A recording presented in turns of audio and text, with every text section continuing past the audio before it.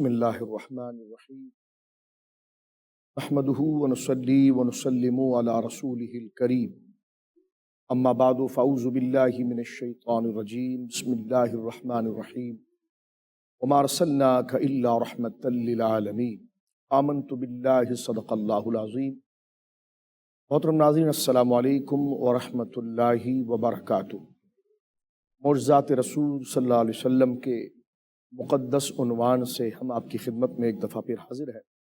ایک حدیث پاک بخاری شریف کے اندر اور موجود ہے جس سے ایمان تازہ ہوتا ہے، میں چاہوں گا کہ آپ اس پر ذرا توجہ فرمائیں۔ حضرت جابر بن عبداللہ کہتے ہیں کہ غزوہ خندق، آپ جانتے ہیں غزوہ احزاب بڑی شدید جنگ تھی۔ مشرکین مکہ نے 3000 کے قریب کا لشکر لے کر مدینہ منورہ کو گھیر لیا تھا۔ مدینہ منورہ کا یعنی اگر مدینہ منورہ میں داخل ہوا جائے تو اس کے 4 راستوں میں 3 راستوں پر لاوا ہے، یعنی وہاں پر نہ انسان چل کے جا سکتا ہے اور نہ جانور چل سکتے، ایک ہی راستہ ہے خشکی کا جس سے لوگ آتے جاتے تھے۔ مشرکین مکہ نے اس راستے کو بلاک کیا۔ سرکار دو عالم صلی اللہ علیہ وسلم نے ان کے آنے سے پہلے کہ کہیں یہ مدینے کے اندر اگر داخل ہو گئے تو بڑا نقصان ہوگا، حضرت سلمان فارسی اور دیگر صحابہ سے جب حضور نے مشورہ کیا تو آپ جانتے ہیں کہ مدینہ منورہ کے سراؤنڈنگ کے اندر جبل صلاح کے قریب بڑی گہری خندق کھودی گئی تاکہ وہاں سے وہ عبور کر کے مدینہ منورہ کے اندر داخل نہ ہو سکے۔ اللہ اکبر۔ میں محترم ناظرین آپ سے کہتا ہوں کہ آپ مدینہ شریف گئے ہوں گے، اور جو نہیں گیا اللہ رب العالمین اپنے فضل سے ہمیں اپنا گھر اور اپنے نبی کا روضہ دکھائے۔ جبل صلاح، جہاں پر صحابہ کرام نے چھوٹی موٹی کدالوں سے جس پہاڑ کو کھودا ہے نا، آج وہ پہاڑ نبی پاک کے روضہ مبارکہ کے سامنے موجود ہے جس کو جبل صلاح کہتے ہیں۔ محترم ناظرین، بندہ ادھر جائے تو اس پہاڑ پر ہاتھ لگائے تو رونگٹے کھڑے ہو جاتے ہیں، اتنا سخت پتھر، اتنی سخت چٹان وہ پہاڑ ہے۔ صحابہ اکرام کی استقامت اور جرت کو دیکھیے کہ جس کو بہت بڑی بڑی مشنری نہیں توڑ پاتی، ان کو صحابہ اکرام کا جذبہ ایمان ایسا تھا کہ آپ نے چند دنوں کے اندر مدینے کے سراؤنڈنگ کے اندر بڑی گہری خندقیں کھودی۔ جابر بن عبداللہ یہ بات ذکر کرتے ہیں، کہتے ہیں کہ نبی پاک صلی اللہ علیہ وسلم اپنے خیمے میں بیٹھے ہوئے تھے، اور اس بات کی زیادہ توجہ تھی کہ جلدی سے جلدی وہ خندق کھودی جائے، ایسا نہ ہو کہ مشرکین مکہ آ جائیں اور خندق کھودی نہ ہو تو وہ مدینے میں داخل ہو جائیں گے۔ صحابہ کرام رات دن لگے ہوئے تھے، اتنے میں ایک بہت بڑی چٹان درمیان کے اندر حائل ہو گئی، جس کو صحابہ کرام اگر توڑنا چاہتے تھے تو کدالیں ٹوٹ جاتی تھی، کدالیں مڑ جاتی تھی، لیکن وہ چٹان ٹوٹتی نہیں تھی۔ اب جابر بن عبداللہ کہتے ہیں کہ صحابہ کرام رضوان اللہ اجمعین میں سے چند لوگ آئے اور انہوں نے رسول کریم صلی اللہ علیہ وسلم سے کہا کہ یا رسول اللہ، وہ چٹان ٹوٹتی نہیں ہے۔ حضور علیہ السلام خود تشریف لے گئے اور آپ نے صحابی کے ہاتھ سے کدال کو لے کر جب پہلی ایک ضرب اس سخت قسم کی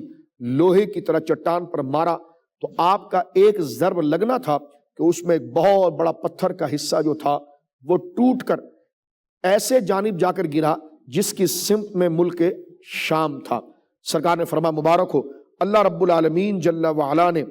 اس کے ذریعے مجھے بشارت دی، اوتیت مفاتیح خزائن الشام، کہ شام کی حکومت یعنی قیصر روم،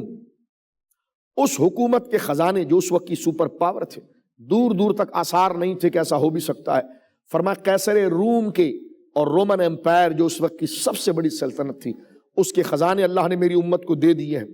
اور اللہ رب العالمین نے مجھے اس علاقے کی فتح کی بشارت دی ہے۔ سرکار نے جب کدال سے دوبارہ اس پتھر کو مارا جو بہت بڑی چٹان تھی، جس کو اگر لوہا کہا جائے تو کم نہ ہو، یعنی اتنی سخت چٹان، لیکن سرکار نے جب ضربت لگائی اس کے اوپر تو پھر اس کا ایک بہت بڑا حصہ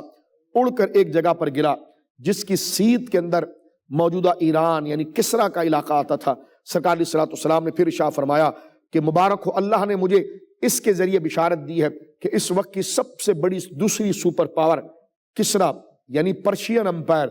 یہ ٹوٹے گا، اور یہ اسلام میں یہ ریاست شامل ہوگی اور یہاں کے خزانے میری امت کو ملیں گے۔ اور تیسری دفعہ جب حضور علیہ السلام نے کدال مارا تو ایک بہت بڑا پتھر ٹوٹ کر جبکہ وہ چٹان پاش پاش ہو گئی اور اس کا ایک بہت بڑا حصہ ٹوٹ کر یمن کی طرف جا کر گرا، جس میں حضور نے ارشاد فرمایا کہ یمن کے خزانے اللہ رب العالمین نے میری امت کو دیے۔ اور یہ تینوں واقعات جو حضور کی زبان سے نکلے، تاریخ پڑھ کر دیکھ لیجیے محترم ناظرین، یہ بات حضور علیہ الصلوۃ والسلام نے کئی سال پہلے بتا دی کہ قیصر روم تابع ہو جائے گا ہمارے، کسریٰ تابع ہو جائے گا۔ اس وقت کی دو سپر پاور تھی، قیصر روم ملک شام کی طرف اور پرشین امپائر کسریٰ، یہ دونوں سلطنتیں، ان کا ٹوٹنا کیسے؟ مسلمانوں کے پاس تو کچھ تھا بھی نہیں، لیکن حضور کی غیبی بشارت آپ دیکھیے، سیدنا فاروق اعظم رضی اللہ تعالیٰ عنہ کے دور کے اندر یہ دونوں سلطنتیں ٹوٹی اور حضرت عمر رضی اللہ تعالیٰ عنہ نے اس پر کنٹرول حاصل کیا، اور جو جناب رسول اللہ کی زبان سے نکلے ہوئے کلمات تھے وہ مکمل طور پر وہاں پر مکمل ہوئے۔ حضرت جابر کہتے ہیں کہ اس وقت میں دوڑتا ہوا گیا اور میں نے اپنی بیوی سے کہا کہ صحابہ کرام جو ہے ان کو بڑی بھوک لگی ہے، تم کھانے کا کچھ انتظام کرو۔ کہا کہ گھر میں ایک چھوٹا سے بکری کا بچہ ہے، اس کو ذبح کیا گیا اور 2 بندوں کا آٹا تھا، بس اس کو ان کی بیوی نے گوندا۔ فرمایا جاؤ سرکار کے کان میں کہنا کہ حضور اپنے ساتھ 2-4 بندے لے کر آئے۔ کہتے ہیں جابر بن عبداللہ کہ جب میں گیا اور میں نے حضور سے کہا کہ حضور 2 بندوں کا آٹا ہے، سرکار نے اعلان کیا کہ آؤ سارے اہل خندق جابر کے گھر چلو، آج جابر کے گھر دعوت ہے۔ جابر بن عبداللہ کہتے ہیں جب سرکار نے سارے اہل خندق جن کی تعداد 1400 سے بھی زیادہ تھی ان کو لے کر جب میرے گھر کی طرف آئے تو سرکار نے ایک جملہ کہا تھا کہ جابر جب تک میں نہ آؤں ہانڈی کو چولہے سے اتارنا نہیں، جب تک میں نہ آؤں اس وقت آٹے کو گویا کہ گوندھ کر توے پر نہ ڈالنا۔ سرکار جب گھر کے اندر پہنچے آپ نے اپنا مبارک لعاب اس ہانڈی میں ڈالا اور اپنا مبارک لعاب آپ نے اس آٹے میں ملایا۔ فرمایا کہ جابر اپنی بیویوں کو کہو کہ پڑوسنوں کو بلائیں اور روٹیاں بنانا شروع کریں، اور ہانڈی کو چولہے سے نہ اتارے، چمچ سے وہیں بھر بھر کر سالن دے جب تک میں نہ کہوں اللہ اکبر۔ جابر بن عبداللہ کہتے ہیں 1400 سے زیادہ صحابہ کرام 2 بندوں کا کھانا تھا، 3 بندوں کا کھانا تھا، لیکن سرکار علیہ الصلوۃ والسلام کا لعاب جانے سے اس کھانے میں اتنی برکت ہو گئی کہ 1500 کے قریب صحابہ نے اس کھانے کو تناول کیا، اور جب سب نے کھا لیا تو جب ہم نے ہانڈی کا برتن ہٹایا تو سالن اتنا ہی موجود تھا، اور جب تھال کے اوپر سے کپڑا ہٹایا تو آٹا بھی اتنا ہی باقی تھا جتنا رسول اللہ صلی اللہ علیہ وسلم نے اپنا لعاب داخل کیا تھا اس وقت موجود تھا۔ سبحان اللہ، یہ شان اللہ رب العالمین نے ہمارے نبی پاک کو عطا فرمائی ہے کہ تھوڑا سا کھانا ہو اس میں اللہ رب العالمین جل والا زیادتی عطا فرما دیتا ہے۔ اللہ اس واقعے کے صدقے اہل ایمان کے رزق میں برکت عطا فرمائے، سرکار کے معجزے کے صدقے اللہ ہمارے گھروں سے بے برکتیاں دور کرے، اور اس معجزے کے ذریعے اللہ ہمارے رزق مالی کو، رزق خوراک کو، اور اللہ رب العالمین ہمارے ایمان کو اس سے برکتیں اور جلا اور اس میں کثرت عطا فرمائے۔ وآخر دعوانا ان الحمد للہ رب العالمین۔